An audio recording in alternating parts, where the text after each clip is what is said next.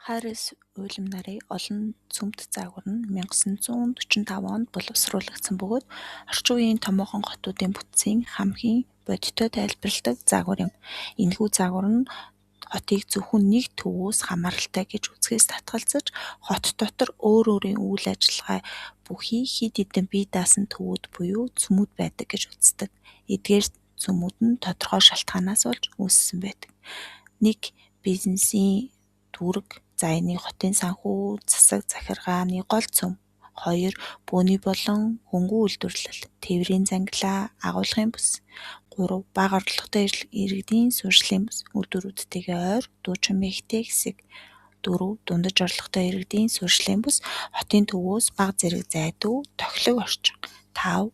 Өндөр орлоготой иргэдийн суурьшлын бүс, хамгийн цэвэр агаартай таатай байршил.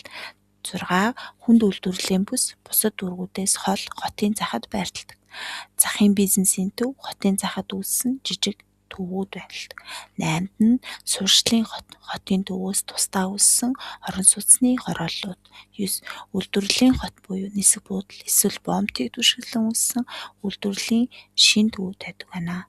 Яагаад тухайн улс орнуудад ингэж олон цөмт үүсдэг вэ гэдэг тодорхой төрлийн бизнесүүдийг нэг дор бөөгнөрөх нь илүү ашигтай байдаг. Зарим үйл ажиллагаа бол хамт байх боломжгүй. Жишээлбэл хүнд үйлдвэрлэл ба дансаг зэрлийн хаус хорооллууд хамтдаа байх боломжгүй. Мөн бүх үйлчилгээ хотын төвд багтах боломжгүй учраас хямд газар хайж гадагшаад хэлдэг байна. Тээврийн боломж нь шин зам, нисэх буудал эсвэл төмөр замыг даган шин цөмүүд бий болдгоос олон цөмт загвар бий болсон байна.